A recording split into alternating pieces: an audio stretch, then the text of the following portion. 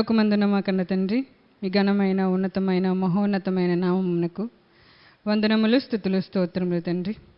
ఎంతగానో గతించిన వారం నుండి నాయన ఈ వారంలో ఈ దినమున మీ సన్నిధిలో ఇలా కూడుకొని మిమ్మల్ని ఆరాధించుటకు, ముఖ్యంగా నాకు నాయన ఆయుష్నిచ్చి ఆరోగ్యాన్నిచ్చి సజీవ లెక్కలో ఉంచిన విధానమును బట్టి మీకు స్తోత్రములు తండ్రి. కూడి వచ్చిన బిడ్డలందరినీ మీరు జ్ఞాపకం చేసుకోండి నాయన. మేమందరము మీ సన్నిధిలో యథార్థవంతులుగా, సత్యవంతులుగా నాయన, నిస్వార్థము కలిగిన పిల్లలుగా నాయన, పక్షపాతము లేని పిల్లలుగా నాయన, మీ పనిలో ఉన్నతంగా ఎదిగే నాయన మొక్కలుగా, నాయన ఒలివ మొక్కలుగా ఉండునట్లు కృప దయచేయండి నాయన. మీ మాటలు కొద్దిగా పంచుకుని చుండగా మీ ఆత్మ సహాయమును మెండుగా అనుగ్రహించండి. మీ సన్నిధిని సహాయమును తోడుగా ఉంచమని వేడుకుంటూ, మీ ప్రియుడు మా రక్షకుడైన యేసుక్రీస్తు వారి యొక్క మహోన్నతమైన నామం పేరిట ఈ ప్రార్థన మనవులు అడిగి వేడుకుంటున్నాం మా కన్న తండ్రి, ఆమేన్. మరొకసారి అందరికీ ప్రేమపూర్వక వందనములు. గతించిన వారం నుండి ఈ వారం వరకు దేవుడు మరి నన్ను ఎంతగానో కాచి కాపాడారు. అనుకోకుండానే అప్పటికప్పుడు ఆరోగ్యం పాడవడం జరిగింది. ఓ నొప్పిలా వచ్చిందంతే. ఏమైందో కూడా తెలియలేదు. తట్టుకోలేనంత విపరీతమైన నొప్పి. డాక్టర్లకు కూడా తెలియలేదు ఎందుకు వచ్చిందో, ఎందుకు పోయిందో ఇప్పటికి కూడా నాకు అర్థం కాదు. అయితే ఒక సహోదరు అన్నది, ఒకటి మీరు ఏదైనా నేర్చుకోవాలి దీనివల్ల, లేదా మీ పక్కన ఉన్న వాళ్ళైనా ఏదో నేర్చుకోవాలి, అందుకే దేవుడు అనుమతించాడు అన్నది. నాకు కూడా అది మంచిగానే అనిపించింది. ఎందుకంటే ఏ పరిస్థితి గుండా మనం వెళ్తున్నప్పటికీ దేవుడు ఏదో ఒక విషయాన్ని మనకి నేర్పిస్తూనే ఉంటారు. ఒకటి మనకైనా నేర్పిస్తారు, మన పక్కన మన సహోదరులకైనా నేర్పిస్తారు. కాబట్టి మనం ఎల్లప్పుడూ కూడా దేవుని సన్నిధిలో పిల్లలమే. మనం ఎల్లప్పుడూ కూడా నేర్చుకునే వాళ్ళం, నేర్చుకుని ఆ ప్రకారంగా జీవించేవాళ్ళు. ఆత్మీయ జీవితంలో ఎన్నో అనుభవాలు చోటు చేసుకుంటున్నాయి. నేర్చుకున్న ప్రతి విషయంలో కూడా అనుభవపూర్వకంగా గ్రహించి ఇతరులతో పంచుకోవడానికి దేవుడు కృప చూపిస్తున్నాడు. ఒక శరీరం ఉంది అంటే దానికి రోగాలు అనేవి ఖచ్చితంగా వస్తాయి. ఉన్న అవయవాలకి రోగాలు వస్తాయి. ఎముకలకి కాల్షియం తక్కువ అవుతుంది, నరాలకి బలం తక్కువ అవుతుంది, కండరాలకి పట్టు తక్కువ అవుతుంది. అవయవాలు ఉన్నాయంటే అరిగిపోతూ ఉంటాయి. కన్ను ఉన్నాయంటే చూపు మందగిస్తుంది, కాళ్ళు ఉన్నాయంటే మోకాళ్ళు అరిగిపోతూ ఉంటాయి. శరీరానికి బలహీనత అనేది వస్తూ ఉంటుంది. తర్వాత మనం దానికి ఆహారాన్ని అందిస్తాము, లేదా ఇంకా ఎక్కువైపోతే మెడిసిన్ అందిస్తాం, మందులు అందిస్తాం. ఒక మొక్కకు కూడా ఎన్నో రోగాలు. మొక్క వేసిన దగ్గర నుంచి దాని పంట మనకి రావాలంటే దానికి ఎన్నో, ఇప్పుడు గొంగళి పురుగులు పట్టేస్తాయి, బగ్స్ అంటారు, అవి పట్టేస్తాయి. పిండి నల్లి అంటారు, కొన్ని రసం పీల్చే పురుగులు ఉంటాయి, దాన్ని విపరీతంగా పట్టుకుని పీడిస్తాయి. ఏం చేయాలి? ఆ మొక్క బాగా కాయాలంటే మందు కొట్టాలి ఖచ్చితంగా. దానికి ఎరువు వేయాలి, బలం చేయాలి, మందు కొట్టాలి, అప్పుడే అది ఫలిస్తుంది. లేదంటే ఆకుముడత తెగులు వచ్చిందంటే పోత అది పుయ్యలేదు, కాయలు వేయలేదు, పరిపక్వ దశకి రాలేదు. అదేవిధంగా ఆత్మకు కూడా కొన్ని రోగాలు పడతాయి. అందుకే కదా ఏమన్నాడు దేవుడు, మీరు సమాజంగా కూడుకొనుట మానక. ఎల్లప్పుడూ అలాగ చేయొచ్చు. మీరు ఏం చేయాలి? ఎల్లప్పుడూ కూడా, ఇప్పుడు మనకి శరీరానికి రోగం వస్తే హాస్పిటల్కి వెళ్తాం, అలాగే ఆత్మకి రోగం పట్టకుండా సమాజంగా కూడుకోవాలి. నేను కూడా ఇంతకుముందు అనుకునేదాన్ని, ఆదివారం నాడు ఏదైనా ఫంక్షన్ ఉంటే లైవ్ వచ్చేస్తుందిలే అనుకునేదాన్ని. మనలో చాలామంది ఇలా అనుకున్న వాళ్ళే. ఎక్కడికైనా వెళ్ళినా కూడా పర్వాలేదు, వెళ్ళకపోతే వాళ్ళు ఫీల్ అవుతారు, ఆదివారం నాడు ఏమొస్తుంది, లైవ్ వచ్చేస్తుంది. కానీ దేవుడు కోరుకున్నది అదా? దేవుడు కాంగ్రిగేషన్ కోరుకున్నాడు, అంటే సంఘ సహవాసాన్ని కోరుకున్నాడు. సహోదరులతో సహవాసం కలిగి వాక్యంలో ఎల్లప్పుడూ పెంపారుచు ఎదగాలి. వాక్యం అనేది మనంగా నేర్చేసుకుని పరలోకం వెళ్ళిపోయేది కాదు. ఇంతకుముందు అయితే నేను అలాగనే అనుకున్నాను, నాకు నేనుగా వాక్యం నేర్చేసుకుని పరలోకం వెళ్ళిపోతాను. కాదు, అలా అనుకుంటే మనం మోసపోయినట్టే. వాక్యాన్ని మన జీవితంలో నెరవేర్చాలి. మన సహోదరుల పట్ల ప్రేమను చూపించగలగాలి. వాక్యం ఎప్పుడు కూడా మన ప్రవర్తనలో చూపించాలి. అది దేవుడు చూస్తాడు. దేవుడు ఏం చేయమంటున్నారు? మనకి కొత్త నిబంధనలో ఇవ్వబడిన రెండు ఆజ్ఞలు. ఒకటి, యేసుక్రీస్తు ప్రభువారిని నమ్ముకుని నీ సహోదరుని ప్రేమించుటయే. చూడండి ఆ మాట చూద్దాం. యోహాను గారు రాసిన మొదటి పత్రిక. మనకి క్రైస్తవులుగా ఇప్పుడు ఈ కాలంలో మనకి ఇవ్వబడిన ఆజ్ఞలు రెండు. యోహాను గారు రాసిన మొదటి పత్రిక 3వ అధ్యాయము 23వ వచనం. యోహాను గారు రాసిన మొదటి పత్రిక 3వ అధ్యాయము 23వ వచనం. ఆయన ఆజ్ఞ ఏదనగా, ఎవరిని నమ్ముకుని? ఆయన కుమారుడైన, దేవుని యొక్క కుమారుడైన యేసుక్రీస్తు ప్రభువారిని నమ్ముకొని ఆయన మనకు ఆజ్ఞనిచ్చిన ప్రకారముగా ఒకరినొకడు ప్రేమింపవలెనన్నదియే. అంటే యేసుక్రీస్తుని నమ్ముకుంటే సరిపోదు. యేసుక్రీస్తుని నమ్ముకుని ఆయన మనకి ఏమని ఆజ్ఞాపించారు? ఒకరినొకరు ప్రేమించుకోవాలి. చాలా పాత నిబంధనలో భక్తులు కూడా ఇలాగనే ఉన్నారు. ధర్మశాస్త్రంలో కూడా చాలామంది పాపాలు చేశారు. ఆ విమోచన కొరకే యేసుక్రీస్తు ప్రభువారు వచ్చి ఆత్మ సంబంధమైన అర్పణ జరిగించారు. ఆత్మ సంబంధంగా ఒక బలహీనత మనల్ని వెంటాడుతున్నట్టు దేవుడు కృపను బట్టి నేను గ్రహించగలుగుతున్నాను. అదేంటంటే అపోస్తులైన పౌలు గారి జీవితంలో జరిగింది. చూడండి అపోస్తుల కార్యం 9వ అధ్యాయము.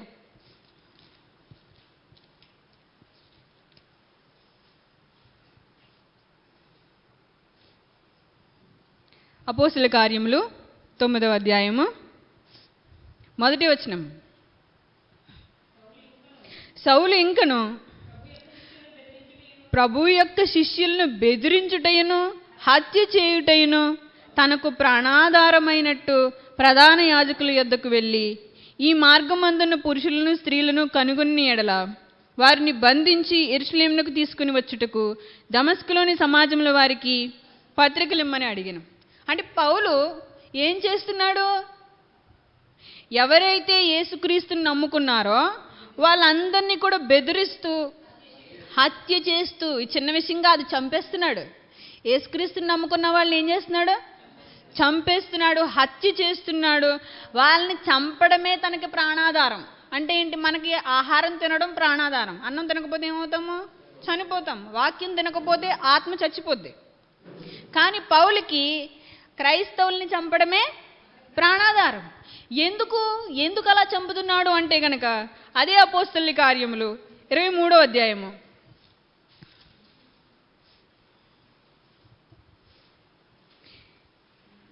అపోస్తలుల కార్యములు 22వ అధ్యాయము 3వ వచనం నుంచి చూద్దాం. అపోస్తలుల కార్యములు 22వ అధ్యాయము 3వ వచనం నుంచి చూద్దాం. నేను కిలికియలోని తార్సులో పుట్టిన యూదుడను. అంటే అప్పటికి ఆయన యూదుడని చెప్పుకున్నారు. ఎందుకంటే యూదులు ఏం చేయాలని దేవుడు చెప్పారో అది చేశారు కాబట్టి యూదుడని చెప్పుకున్నారు. నిజానికి అతను పుట్టింది బెన్యామీను గోత్రంలో. ఓకే, ఈ విషయం మీరు అర్థం చేసుకోవాలి. అయితే ఈ పట్టణంలో గమలీయేలు పాదముల యొద్ద పెరిగి మన పితరుల ధర్మశాస్త్ర సంబంధముకు నిష్ఠయందు శిక్షితుడనై. అంటే తను దేని యందు శిక్షితుడనై ఉన్నాడు? ధర్మశాస్త్రమందు ప్రవీణుడై గమలీయేలు పాదముల యొద్ద. అంటే ఒక పెద్ద యూనివర్సిటీలో చదువుకుని వస్తే, ఆక్స్ఫర్డ్ యూనివర్సిటీలో చదువుకుంటే ఇప్పుడు ఎంత గౌరవమో, అలాగనే ఆ కాలంలో పౌలు గారు ఎక్కడ చదువుకున్నారు? గమలీయేలు పాదముల యొద్ద నేర్చుకున్నారు. అందుకని ఏమంటున్నాడు? నేను గమలీయేలు పాదముల యొద్ద ధర్మశాస్త్ర ప్రవీణుడనై, ధర్మశాస్త్రమందు నిష్ఠగలవాడనై, శిక్షితుడనై. అంటే ధర్మశాస్త్రాన్ని నేర్చుకున్నవాడిగా, లేఖనములను అవపాసన పట్టిన వాడిగా. అంటే అతనికి ధర్మశాస్త్రం పూర్ణముగా సంపూర్ణంగా నేర్చేసుకున్నాడు. అందులో చాలా జ్ఞాన సముపార్జన చేశాడు. పండితుడు, శిక్షితుడు, అనర్గళంగా ధర్మశాస్త్రాన్ని బోధించగలిగిన వాడు. చిన్ననాటి నుండి కూడా దేవుని వాక్యాన్ని నేర్చుకుంటున్నాడు. కానీ అక్కడ సంగతి ఏంటంటే, మీరందరూ నేడు ఉన్న ప్రకారముగా దేవుని గూర్చి ఆసక్తుడనై ఉండి. దేవుని గూర్చి ఏం కలిగి ఉన్నాడు? ఆసక్తి కలిగి ఉన్నాడు. ఈ మార్గంలో ఉన్న పురుషులను స్త్రీలను బంధించి చెరసాలలో వేయించు మరణము వరకు హింసించితిని. అంటే క్రైస్తవులు అని కనిపించిన వారిని అందరినీ చచ్చిపోయేదాకా హింసిస్తూనే ఉన్నాడు. ఎందుకని హింసిస్తున్నాడు తెలుసా? ధర్మశాస్త్ర సంబంధంగా బ్రతుకుతూ, ధర్మశాస్త్రాన్ని అనుసరిస్తూ, లేఖనములను పఠించి అభ్యసించి కంటత పట్టిన వాడిగా ఏం చేస్తున్నాడు? క్రైస్తవుల్ని హింసిస్తున్నాడు. ఇక్కడ విషయం ఏంటంటే, ఇంత శిక్షితుడు కదా, ఇంత నేర్చుకున్నవాడు కదా, ఇంత ఎరిగినవాడు కదా, లేఖనములలో ఉన్న మెస్సయ్యని తన సమకాలికుడే అని గుర్తించలేకపోయాడు. యేసుక్రీస్తు అప్పటికి సజీవుడిగా ఈ లోకంలోనే ఒక నరుడుగా జీవిస్తున్నాడు. ఆయన మనుష్య కుమారుడిగా ఈ లోకంలో ఉన్నాడు. ఆయన చనిపోయి సమాధి చేయబడి తిరిగి లేపబడి తండ్రి కుడిపార్శ్వం మీద ఆసీనుడై ఉన్నాడు. కానీ ఆ దినములలో అప్పటికి సౌలు అనే వ్యక్తి క్రైస్తవుల్ని బాధ పెట్టే సమయానికి యేసుక్రీస్తు ప్రభువారు ఉన్నారా లేదా? ఉన్నారు. అంటే ధర్మశాస్త్రమందు ఇంత ప్రవీణుడు కదా, మెస్సయ్య బ్రతికే ఉన్నాడని ఎందుకు గ్రహించలేకపోయాడు? లేఖనములు అవపాసన పట్టాడు, గమలియేలు పాదముల దగ్గర నేర్చుకున్నాడు, ధర్మశాస్త్రమందు నిష్ఠ కలిగి శిక్షితుడై ఉన్నాడు, లేఖనములన్నీ కంటతో వచ్చు. కానీ స్టెఫెన్ గారు యేసుక్రీస్తు గురించి చెప్తుంటే, ఏ మెస్సయ్య గురించి నేర్చుకున్నాడో, ఏ మెస్సయ్య గురించి ప్రయాసపడుతున్నాడో, ఏ మెస్సయ్య గురించి అందరినీ చంపేస్తున్నాడో, అదే మెస్సయ్య ఈ లోకానికి వచ్చి సిలువపై చనిపోయి రక్తము కాచి అందరి పాపాల నిమిత్తం ఆయన చనిపోయి అందరినీ ప్రేమించి సమాధి చేయబడి తిరిగి లేపబడిన సంగతి అతనికి గ్రహింపులో లేదు. మనం ఆలోచించాలి ఈ విషయాన్ని. ఈరోజు క్రైస్తవులుగా జీవిస్తున్న మనం కూడా లేఖనము యొక్క భావాన్ని గ్రహించలేని స్థితిలోనే ఉన్నాము.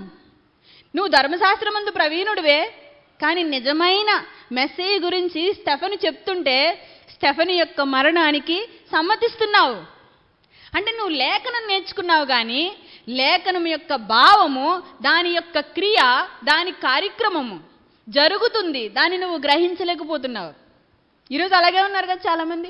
దేవుడంటే తెలుసు, దేవుని యొక్క కార్యం అంటే తెలీదు. యేసుక్రీస్తు అంటే తెలుసు, యేసుక్రీస్తు మనస్సు ఏ విధంగా చెప్తుందో తెలీదు. వాక్యం తెలుసు, వాక్య సంబంధమైన బ్రతుకేంటో తెలీదు.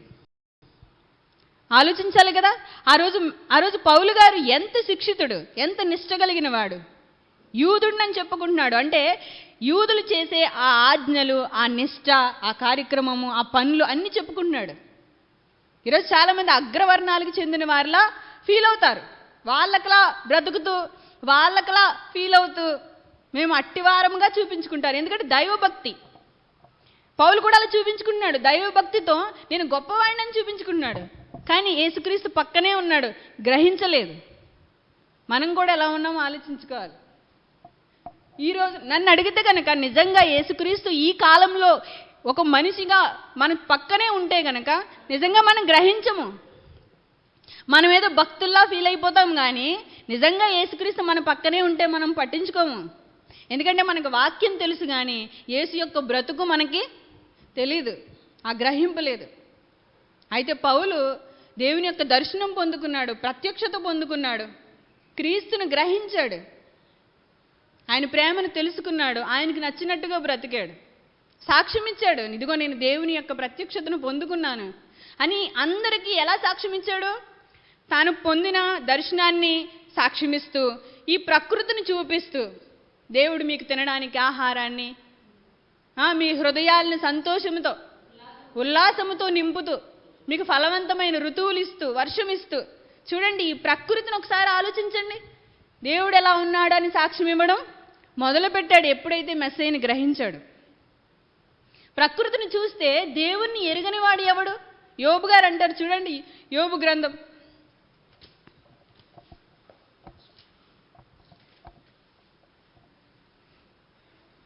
యోబు గ్రంథం 12వ అధ్యాయము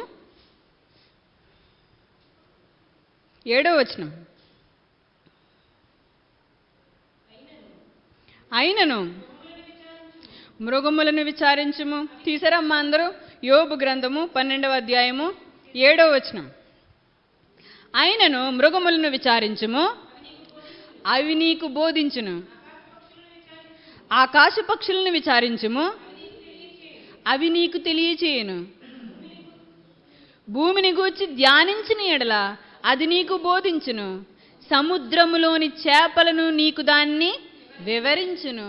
నువ్వు వీటన్నిటిని బట్టి యోచించుకొని ఎడల యెహోవా హస్తము వీటిని కలుగజేసినని తెలుసుకొనని వాడెవడు? ఎవరు తెలుసుకోలేడు. ఇది దేవుడు చేశాడని మనకి వెంటనే తెలిసిపోతుంది. నువ్వు సముద్రాన్ని చూడు, అగాధమైన ఆ ఆలోచనని చూడు, అందులో ఉన్న చేపల్ని చూడు, పెద్ద పెద్ద చేపలు. మనం వాటికి సరిపోతామా? సముద్రాన్ని చూడు, మృగాల్ని చూడు, పక్షుల్ని చూడు, భూమిని చూడు, భూమిని గూర్చి ధ్యానించు. ఇందులో మొక్కల్ని చూడు, ఇందులో వృక్షాలను చూడు, వాటి యొక్క పండ్లు ఫలాలు చూడు, వాటి రంగులు చూడు, వాటి రుచులు చూడు. ఎన్నున్నాయి? ఇవన్నీ చేసింది ఎవరు? ఈ పువ్వులన్నీ చేసింది ఎవరు? వాటికి వాసనలు పెట్టింది ఎవరు? వాటికి రంగులు అద్దింది ఎవరు? ప్రకృతిని చూస్తే దేవుడు చేశాడు అని గ్రహించని నరుడు ఎవడు అని అడుగుతున్నాడు యోబు. యోబు గారు అంటున్నారు, దేవుడు చేశాడని ఎవరు తెలుసుకోలేరు. నిజముగా బుద్ధి కలిగి మనం ఆలోచిస్తే, యోచిస్తే, వీటి అన్నింటినీ బట్టి యోచించుకొని ఎడల, మనం కూర్చుని ప్రశాంతంగా ఆలోచిస్తే, మన జీవితంలో ప్రశాంతంగా దైవ సన్నిధిలో కూర్చుని వీటన్నిటినీ ఆలోచిస్తే, వీటిని చేసింది ఎవరు? వీటి పెట్టింది ఎవరు? వీటిని సృజించింది ఎవరు? నిర్మించింది ఎవరు? ఏర్పాటు చేసింది ఎవరు? ఈ సూర్యచంద్ర నక్షత్రాలను నడుపుతున్నది ఎవరు అని నిజముగా యోచించుకుని ఎడల యెహోవా హస్తము వీటిని కలుగజేసినని తెలుసుకొనని వాడెవడు? జీవరాశుల ప్రాణమును మనుషులందరి ఆత్మలను ఆయన వశమునున్నవి కదా. జీవరాశుల ప్రాణము ఎవరి వశమునున్నది? యెహోవా వశమునున్నది. మనుషుల ఆత్మలు ఎవరి వశమునున్నవి? యెహోవా వశమునున్నాయి. ఆయన తీసేస్తే పెట్టగలిగిన వాడెవడు? ఆయన పెడితే తీయగలిగిన వాడెవడు? ఆయన బంధిస్తే విడిపించగలిగిన వాడెవడు? ఆయన నిలబెడితే పడగొట్టగలిగిన వాడు ఎవడు? ఆ అధ్యాయం అంతా మీరు చదవండి. అద్భుతమైన మాటలు. దేవుడు చేసిన కార్యాలు వర్ణనాతీతం. ఆయన మనల్ని నిలబెడుతున్న విధానము, మన శరీరం యొక్క క్రియలు, మన లోపల ఒక నర్సు వచ్చింది. నేను ఐసీయూలో ఉన్నాను కదా, అందులో ఒక నర్సు వస్తే నా గుండె చూస్తుంది ఇలా ఇలా. నేను అన్నాను, దాంట్లో పెడితే అది చూస్తే గుండె శబ్దం గట్టిగా వినిపిస్తుందంట కదా, నేను వింటాను ఒకసారి అంటే, సరే ఇలా పెట్టుకోండి అని పెట్టింది ఆమె. పెట్టి చూస్తే లోపల విపరీతమైన శబ్దం వస్తుంది, ఈ గుండె కొట్టుకోవడం. ఏంటి అదోలా వస్తుంది, లబ్డబ్బా అంటది అంటారు కదా అంటే, అలా అనుకోకండి, లోపలంతా గందరగోళంగా ఉంటుంది, మీకేం అర్థం కాదండి. మన శరీరంలో గుండె కొట్టుకోవడము, కిడ్నీలు పనిచేయడము, ఊపిరితిత్తులు పనిచేయడము, పేగులు పనిచేయడము, అవన్నీ మనకు తెలుసా? ఎంతో పని లోపల జరుగుతుంది.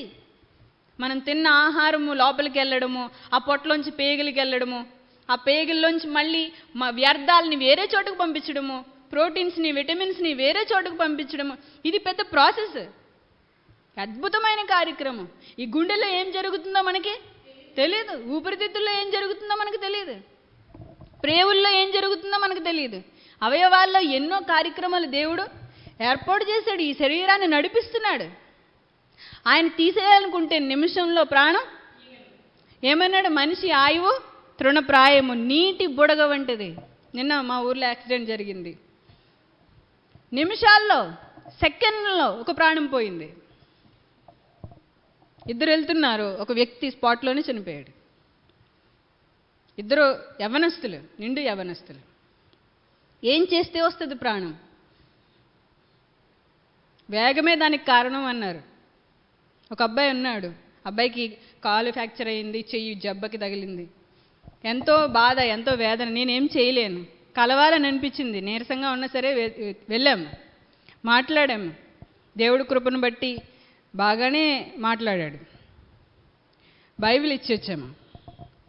చదువు, దేవుడు నిన్ను బ్రతికించాడు, నిన్ను ఎంతో ప్రేమిస్తున్నాడు కాబట్టి నీకు ఇంకా ఆయుష్ ఇచ్చాడు. దేవుడు నిన్ను ప్రేమిస్తున్నాడు, దేవుడిలో బ్రతకాలి, నీ యవ్వన జీవితాన్ని లోకానికి ఇవ్వకూడదు, దేవునికి ఇవ్వాలి, దేవుడు నిన్ను సృజించుకున్నాడు అని చెప్పొచ్చాం. మీ అనుదిన ప్రార్థనలో జ్ఞాపకం చేసుకోండి. అతను ఇంకా కోలుకోవాలి. అది చేతి యొక్క స్పర్శ ఏమి పూర్తిగా తెలియట్లేదు. చేయిని అలా తీసి అలా పెడుతున్నారు. ఇక్కడ కుట్లేయడం వల్ల అది స్పర్శ కొద్దిగా లేదు. అయితే దేవుడు మనల్ని స్వస్థపరుస్తాడన్న నమ్మకం మనకుంది కాబట్టి మన అనుదిన ప్రార్థనలో జ్ఞాపకం చేసుకోవాలి. ఆ అబ్బాయి పేరు సత్యాన్ని మీ అనుదిన ప్రార్థనలో జ్ఞాపకం చేసుకోండి.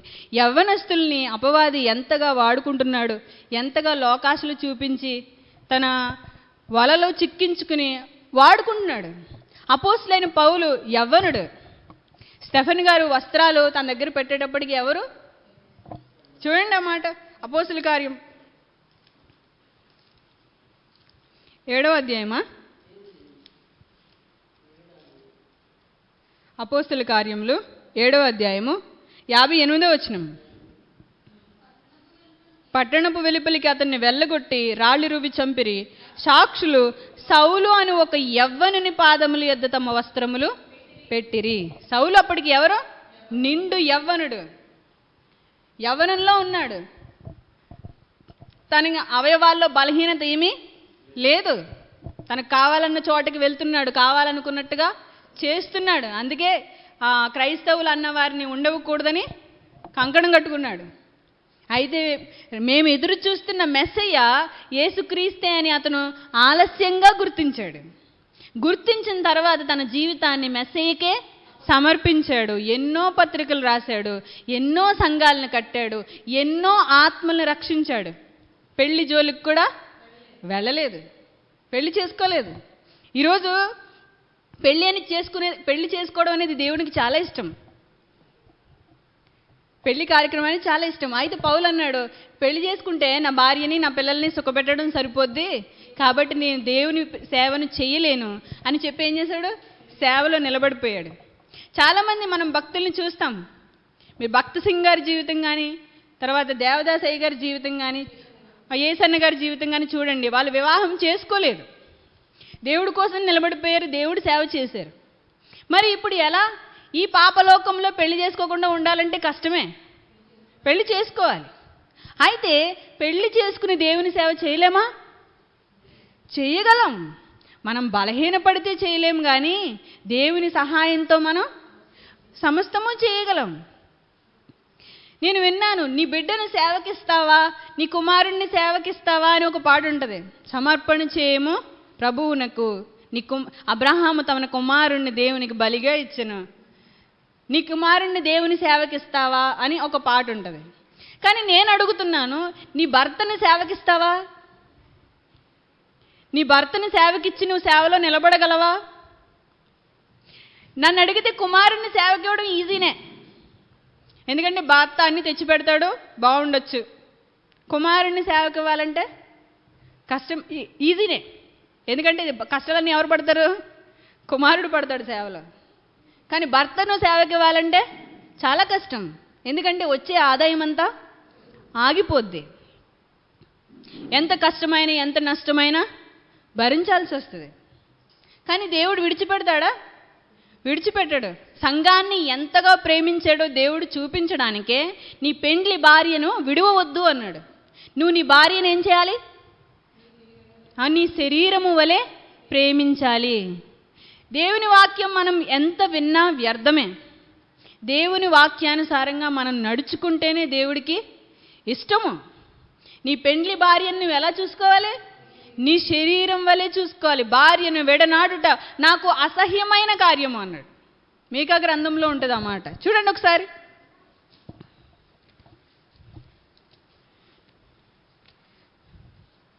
మీకా గ్రంథం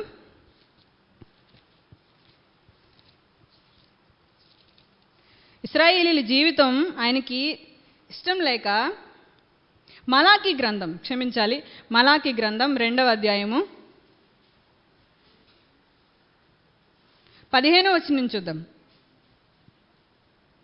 మలాకీ గ్రంథం 2వ అధ్యాయము 15వ వచనం.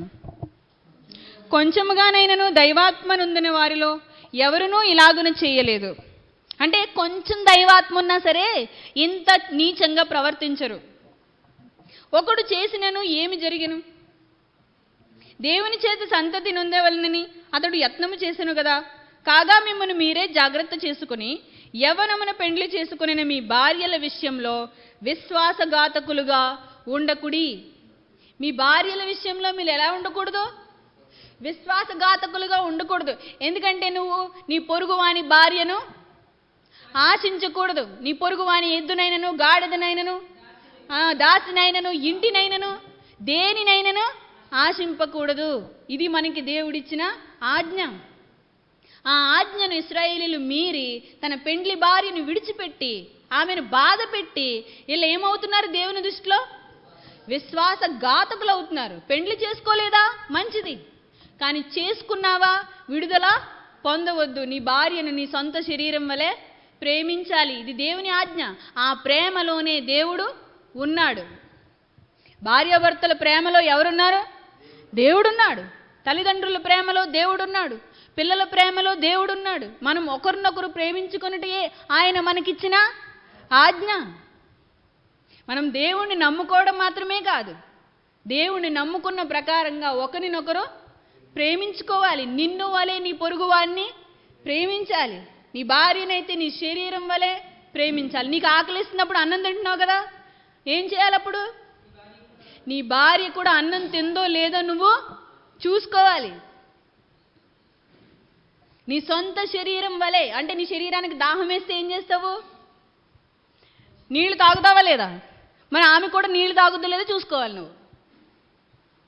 నువ్వు అన్నం తింటావు కదా ఆకలేసినప్పుడు, అలాగే నీ భార్య కూడా అన్నం తిందో లేదో చూసుకోవాలి. నీకు చలి తగిలితే దుప్పటి కప్పుకుంటావు, నీకు ఎండ తగిలితే ఫ్యాన్ వేసుకుంటావు. మరి నీ భార్య నీ శరీరంలా చూసుకోమంటున్నాడు. నీ శరీరం ఎన్ని కావాలని కోరుకుంటుంది? నీకున్న అవసరాలన్నీ నీ భార్యకు కూడా ఉంటాయి. నీ శరీరం నీ ఏమన్నాడు? నువ్వు శిరస్సువి, నీ భార్య నీకు శరీరము. మన శిరస్సు ఉంది కదా, పైన హెడ్ ఎవరిది? పురుషుడు. ఈ కింద శరీరం అంతా ఎవరితో పోల్చాడు? భార్యతో పోల్చాడు. నువ్వు శిరస్సువి, నీ భార్యని ఏం చేయాలి? ప్రేమించాలి. నీ సొంత శరీరము వలె ప్రేమించాలి. నీకు ఆకలిస్తే ఎలా చూసుకుంటావో అలా నీ భార్యని చూసుకోవాలి. నీకు దాహం వేస్తే ఎలా చూసుకుంటావో అలా చూసుకోవాలి. నీ చలి తగిలితే ఎలా కప్పుకుంటావో అలా చూసుకోవాలి. అంతలా చూసుకోవాలా అంటే చూసుకోవాలి. ఎందుకంటే ఇది ఎవరిచ్చిన ఆజ్ఞ? దేవాది దేవుడిచ్చిన ఆజ్ఞ. ఈ ఆజ్ఞలో ఏముంది? ప్రేమ ఉంది. ప్రేమ. దేవుడు ఏమై ఉన్నాడు? ప్రేమయ్య ఉన్నాడు. ఒకదానికొకటి అతుక్కుబడి ఉంది, లింకప్ చేసి ఉంది. అందుకే ఏమంటున్నాడు? కొంచెం దైవాత్మ కలిగినా ఇంత నీచంగా ప్రవర్తించరు. మీ సొంత భార్యల్ని మీరు వెడనాడుతున్నారు. ఇది నాకు ఇష్టం లేని కార్యము. చూడండి, విశ్వాసఘాతకులుగా ఉండకుడి,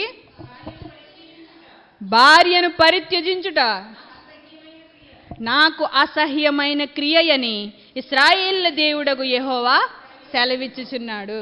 తన భార్యను పరిత్యజించుట దేవునికి అసహ్యమైన కార్యం. ఆయన అంటున్నాడు, నీ భార్యను నువ్వు విడిచిపెడితే నాకు చాలా అసహ్యం. నీ ప్రార్థన నేను ఆలకించను. నువ్వు నీ భార్యను ప్రేమించు. ఆమె ప్రేమించినా ప్రేమించకపోయినా, ఒకవేళ ప్రేమించని భార్యలు కూడా ఉంటారు. తట్టుకో, ఓర్చుకో, ప్రేమించు. ఆ ప్రేమ నీ భార్యను మారుస్తుంది. పట్టించుకొని భర్తలు కూడా ఉంటారు. ఓర్చుకో, సహించుకో, ప్రేమించు.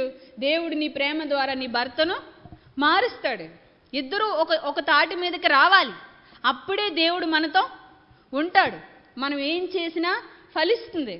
ఫలవంతమైన జీవితం కావాలి అంటే దేవుని ఆజ్ఞలను అనుసరించి జీవించాల్సిందే. దేవుని ఆజ్ఞలు అనుసరించి జీవించకపోతే ఫలవంతమైన జీవితం మనం చూడలేము, అనుభవించలేము. మనం దేవుడు చెప్పినట్టు చేస్తేనే కదా. ఇప్పుడు డాక్టర్ మందు వేసుకోమని చెప్తున్నారు, వేసుకుంటేనే కదా ఆరోగ్యం వస్తుంది. ఒక చెట్టుకు పురుగులు పట్టినప్పుడు మందు వేస్తేనే కదా అది బాగుపడుతుంది. అలాగనే మన ఆత్మకు పట్టిన కళంకాలకి వాక్యమే ఔషధము. ఆ వాక్యం చెప్పింది చెప్పినట్టుగా మనం చేయాలి. చేసినప్పుడు దాని యొక్క ఫలవంతమైన ఆ ఫలాన్ని, ఆ ఫలభరితమైన జీవితాన్ని మనం ఆనందించగలుగుతాం, ప్రభువులో ఆనందించగలుగుతాం.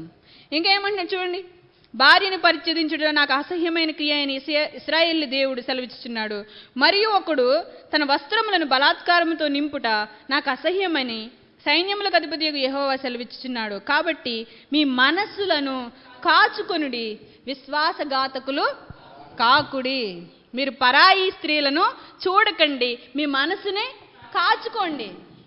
ఒకవేళ తప్పు చేస్తే ఒప్పుకొని విడిచిపెట్టేయండి. ఇక మీదట కొత్త జీవితాన్ని క్రీస్తులో జీవించండి. ఏమని చెప్తున్నాడు? మీ సొంత భార్యలను ప్రేమించండి, దేవుని దృష్టికి విశ్వాసఘాతకులు కాకుడి. ఏదైనా సమస్య ఉందా, ఇద్దరు కలిసి కూర్చొని ఎవరి ప్రాబ్లం, ఎవరి సమస్య ఏంటో కూర్చుని మాట్లాడుకోవాలి. ఇదిగో నాకు ఇలా అనిపిస్తుంది, నేను ఇలా చేయాలనుకుంటున్నాను, నీకేమనిపిస్తుంది, నువ్వేం చేయాలనుకుంటున్నావు, ఏది మంచిది ఏది చెడ్డది, వాక్యం మధ్యలో పెట్టుకోవాలి. వాక్యం ఏం చెబుతుంది? నువ్వు ఇలా చెబుతున్నావు, నేను ఇలా చెబుతున్నాను, మరి వాక్యం ఏం చెబుతుంది? ఇద్దరూ కలిసి వాక్యానుసారంగా జీవిస్తే అంతకంటే గొప్పదేంది? అపోస్తలుడైన పౌలు పెళ్లి చేసుకోలేదు, కానీ ఆయన రాసిన పత్రికల్లో ఒకరి ధర్మములు ఒకరు నిర్వర్తించాలి అని రాశారు. మీ ధర్మాలు మీరేం చేయాలి?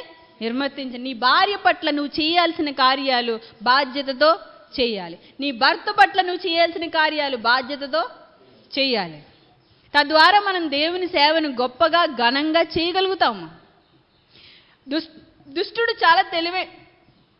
చాలా తెలివైనవాడు. వాడు ఎక్కడైతే దేవుని ప్రేమ ఉండాలో అక్కడే దేవుని ప్రేమ లేకుండా చేస్తాడు. మన అహంకారం కానీ, మన గర్వం కానీ, మన యొక్క చెడు తలంపులు కానీ దేవుని వాక్యానికి చోటు ఇవ్వనివ్వవు. కానీ మనం ఒప్పుకొని విడిచిపెడితే దేవుడు మనకి సహాయం చేస్తాడు. ఇప్పటికైనా ఏమన్నాడు? ఇప్పటికైనా మారు మనసు పొందమన్నాడు దేవుడు. తప్పు చేసిన వాడు అలానే ఉండిపోయి చనిపోవడం దేవునికి ఇష్టం లేదు. వాడు తప్పు చేసినని తెలుసుకుని మారు మనసు పొంది ఆ పాపాన్ని విడిచిపెట్టి మంచిగా మారుటియే కదా నేను కోరుకున్నది. యెహెజ్కేలు గ్రంథంలో ఉంటుంది. దుర్మార్గం చేసిన వాడు దుర్మార్గంలోనే ఉండి చచ్చిపోవాలని నేను కోరుకోవట్లేదు. దుర్మార్గాన్ని విడిచిపెట్టి ధర్మశాస్త్ర ప్రకారంగా, అంటే దైవ వాక్కుల ప్రకారంగా జీవిస్తూ దేవునిలో ఆనందించాలని, దేవుని ఆశీర్వాదాన్ని పొందుకోవాలనే దేవుడు కోరుకుంటున్నాడు. అపోస్తలుడైన పౌలు పెళ్లి చేసుకోకుండా అన్ని కార్యాలు చేయగలిగితే సాటి అయిన సహాయాన్ని పెట్టుకుని పేతురు గారు సేవ చేశారా లేదా? చేశారు. సంఘానికి ఒక స్తంభంగా, సంఘంలో ఒక పెద్దగా దేవుడు ఏర్పాటు చేసుకున్న, యేసుక్రీస్తు ప్రభువారు ఏర్పాటు చేసుకున్న శిష్యుడిగా విశ్వాసురాలైన భార్యను వెంటబెట్టుకుని పేతురు గారు సేవ చేశారు.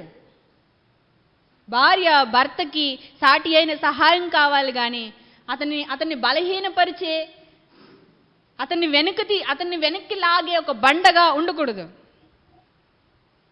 భర్త కూడా తన భార్యని తోలనాడే వ్యక్తిగా కాకుండా అర్థం చేసుకునే వ్యక్తిగా ఉండాలి. ఈరోజు ఎన్నో సంఘాలు ఉన్నాయి, ఎంతోమంది సంఘాలను నడిపిస్తున్నారు. కానీ ఒకరు బలహీనతల వల్ల ఒకరు ఏం చేయలేకపోతున్నారు? దేవునిలో కలిసి ముందుకి వెళ్ళలేకపోతున్నారు. ఎందుకంటే బాహ్యంగా చూసుకోవడం వల్ల, మనసును చూడలేకపోవడం వల్ల. మీ మనసులు కాచుకొనుడి అని ఎందుకన్నాడు?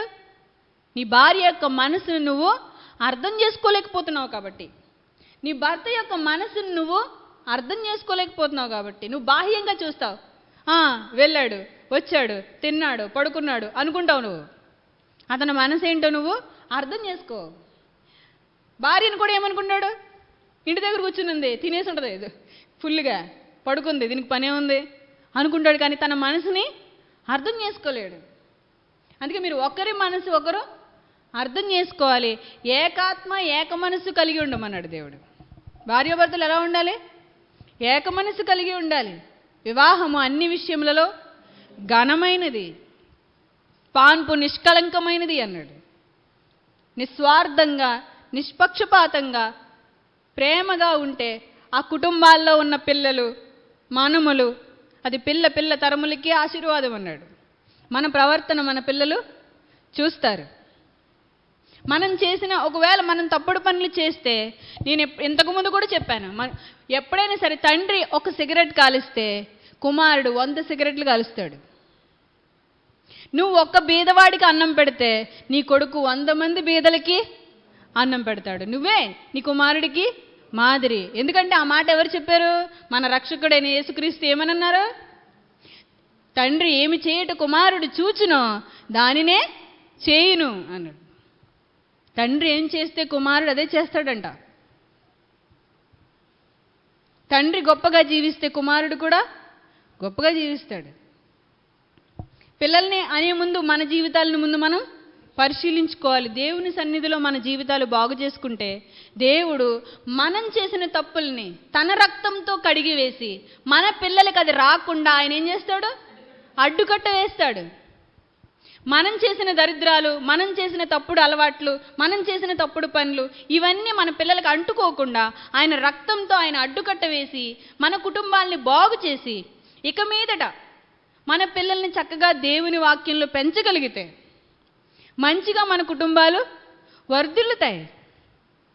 ఎప్పుడైతే మనం ఒకరినొకరు అర్థం చేసుకోమో, ఒకరినొకరు ప్రేమించలేమో, మన దౌర్భాగ్య స్థితి ఏమో కాదు, ఒకే ఒక్కటి ప్రేమించలేకపోవడం, ఎదుటివారి మనసుని అర్థం చేసుకోలేకపోవడం. మనం బాహ్యంగా చూసి ఏదో చేస్తుంది అని అనుకోకుండా అడగడం ద్వారా, మాట్లాడడం ద్వారా, సంభాషించడం ద్వారా వాళ్ళ మనసును మనం తెలుసుకోవచ్చు. దేవుని వాక్యానికి ఆపాదించి అది దేవుని వాక్యానుసారమైతే, నేను అంటున్నాను ఎదుటోళ్ళకి నచ్చినట్టు చేయమని కాదు, ఒకరి మనసు ఒకరు అర్థం చేసుకుని ఇద్దరూ కలిసి వాక్యానుసారంగా జీవించమని. వాక్యానుసారంగా జీవించినప్పుడు మనం గొప్ప కార్యాలు చూడగలుగుతాం. మన జీవితమే ఇతరులకి సాక్ష్యం అవుతుంది, మాదిరి అవుతుంది, అది అనేకులకి ఆశీర్వాద కారణం అవుతుంది. ఈ రోజుతో అయిపోదు, మన పిల్ల తరములకు కూడా అది ఆశీర్వాద కారణంగా మారుతుంది. అందుకే అన్నాడు దేవుని సన్నిధిలో ఎలా ఉండాలి? భయభక్తులు కలిగి ఉండాలి. అపోస్తలుడైన పౌలు మెస్సీ గురించి ఎదురు చూస్తున్న ధర్మశాస్త్రాన్ని అనుసరించడమే భక్తి అనుకుంటున్నాడు. లేఖనాలను ఏదైతే నేర్చుకున్నాడో వాటిని నేర్చుకోవడమే భక్తి అనుకుంటున్నాడు. కానీ నేర్చుకున్న వాక్యానుసారంగా బ్రతకడము భక్తి అనుకోవట్లేదు. ఈరోజు మనం దేవుణ్ణి నమ్ముకోవడమే భక్తి అనుకుంటున్నాం. కానీ నమ్ముకున్న దానికి ప్రకారంగా మన సహోదరుల్ని, మన ఇంటి వారిని, మన పొరుగు వారిని ప్రేమించడమే నిజమైన క్రైస్తవ్యం. క్రైస్తవ్యం అంటే ఏంటి? ప్రేమను తీసుకోవడం కాదు, ప్రేమను ఇవ్వడం. ప్రేమ ఎందులో ఉంది?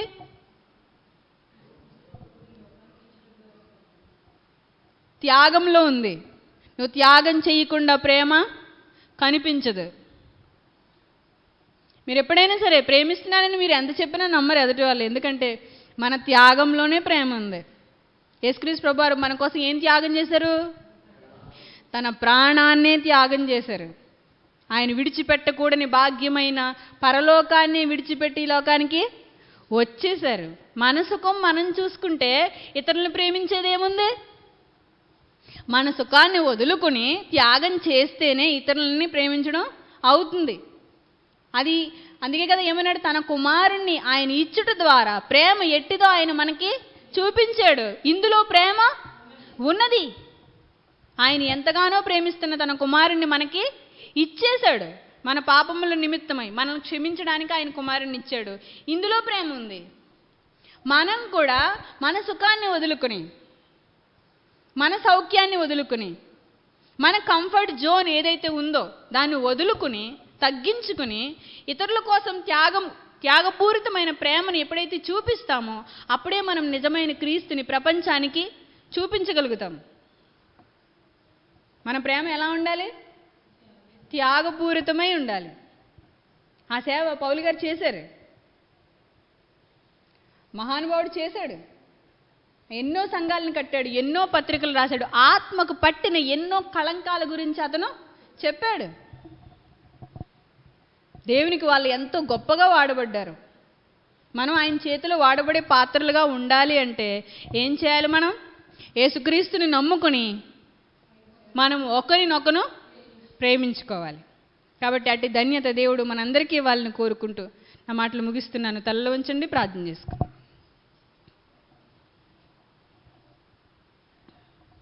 పరలోకమందున్న మా కన్న తండ్రి, మీ ఘనమైన ఉన్నతమైన మహోన్నతమైన నామమునకు వందనములు, స్తుతులు, స్తోత్రములు తండ్రి. మీ ప్రేమ ఎంతో గొప్పది నాయన. మేము ఎంతో బలహీనులము. అందరూ మాకు ప్రేమ చూపించాలని అనుకుంటాం, కానీ నాయన మేము ప్రేమ చూపించలేని బలహీన స్థితిలో ఉన్నాం. మాకు సహాయం చేయండి. మీ ప్రేమను మా హృదయాల్లో నింపండి. మేము మిమ్మల్ని నమ్ముకొని మీ ప్రేమను మా సహోదరులకి చూపించగలిగే వారుగా, మా కుటుంబస్తుల్ని ప్రేమించగలిగిన వారుగా, మా పిల్లలను నాయన, మా తోబుట్టువులను, మా పొరుగువారిని నాయన మీ ప్రేమతో ప్రేమించగలిగే కృపను మాకందరికీ అనుగ్రహించమని వేడుకుంటూ, అట్టి ధన్యతలో మమ్మల్ని నడిపించమని కోరుకుంటూ, మీ కుమారుడిని యేసుక్రీస్తు వారి రాకడకు మేమందరము సిద్ధపడి ఆనందముతో ఎదురుచూచే పిల్లలుగా జీవించుటకు కృప దయచేయమని మా ప్రియుడు మా రక్షకుడైన యేసుక్రీస్తు వారి యొక్క మహోన్నతమైన నామం పేరిట ఈ ప్రార్థన మనవులు అడిగి వేడుకుంటున్నాం మా కన్న తండ్రి. ఆమేన్. ఆమేన్. అందరికీ వందనాలు.